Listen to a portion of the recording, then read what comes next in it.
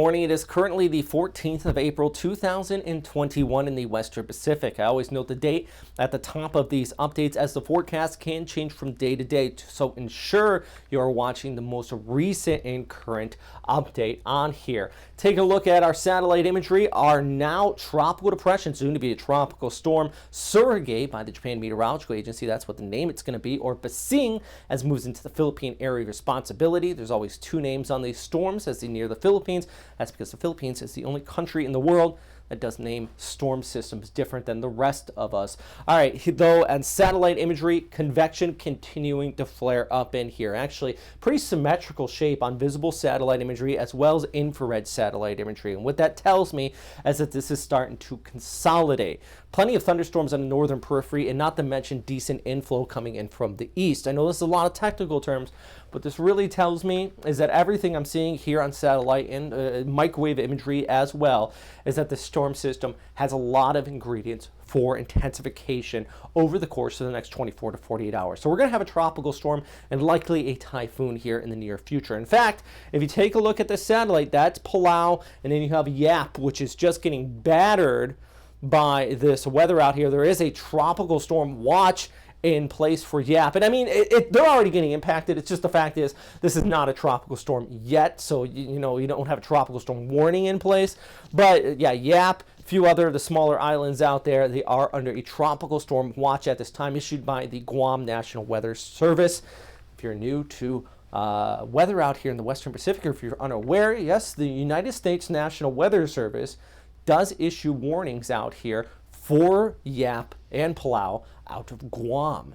Pretty far-reaching hand of the National Weather Service, in fact, issuing an advisory on this storm system. And it might be the first tropical storm watch of the year as well. So that's actually pretty interesting.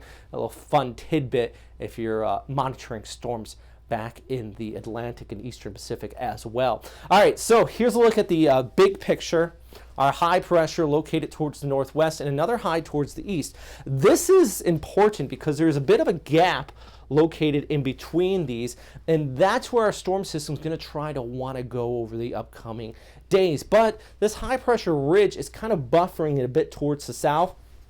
Thus, it's in this environment where it's not moving anywhere very fast. It wants to go northwest and then eventually north, but there's just not a lot of flow. Thus, it's a weak steering flow environment for the storm system. Whenever we get a weak steering flow environment, it adds up to a lot of questions in the extended forecast. So right now, Yap and Palau under that tropical storm watch. Questions on how close this storm is going to get to the Philippines, and I'll get that in a second, but be sure to continue to check in with those official agencies. This is one of them, the Joint Typhoon Warning Center out of Hawaii. This is the U.S. military that put this together.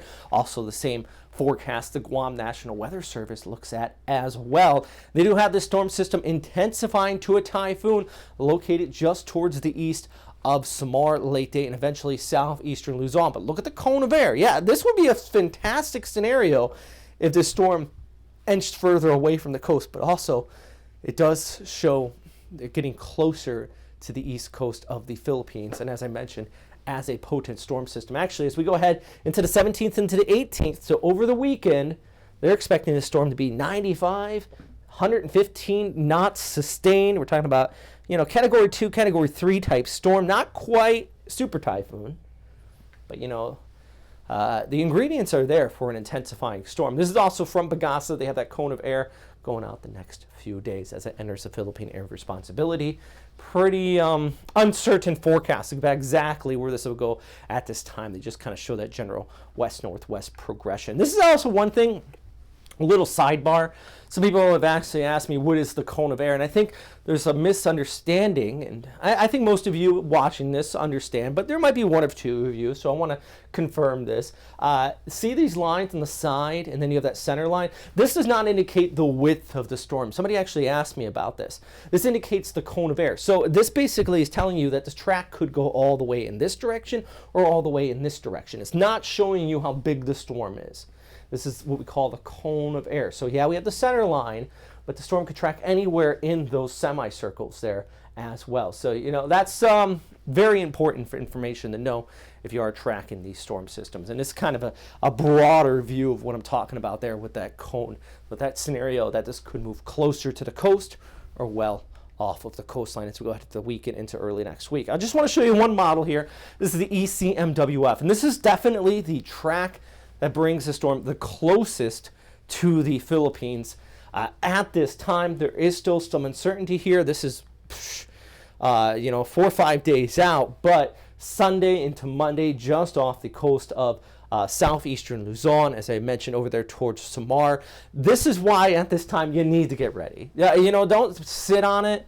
Don't think, okay, it could miss us completely. Just be ready for the potential for some gusty winds out across this area and the potential for some flooding if this does track just enough towards the west. It impacts this area. I think it's going to miss the bulk of central and northern Luzon, but you're still going to see those breezy conditions coming in on the western flank of it. But the impacts could vary on this storm based on how close it does get to the Philippines, which is why you got to continue to check back in. This is one more model, and spaghetti plots are interesting, but you have to have context. This is not showing you a track. It's showing you variability or uncertainty in the models. GFS, pretty concise that this is going to stay offshore, but the ECMWF, what I just showed you a second ago, actually shows this moving further towards the west, and some of the ensembles do pull it onshore, while the bulk does keep it offshore. What that tells me, you can't completely rule the Philippines out of being impacted by this storm. All right, check out our Patreon here. I'll put a link down below if you want to help us out. Very close. I've been trying to look at new computers to get this software package, and once I do, I'll be able to put more of these videos out. 1, 2, they will look that much better, a little bit more professional. I do all these videos on PowerPoint, and it does take time.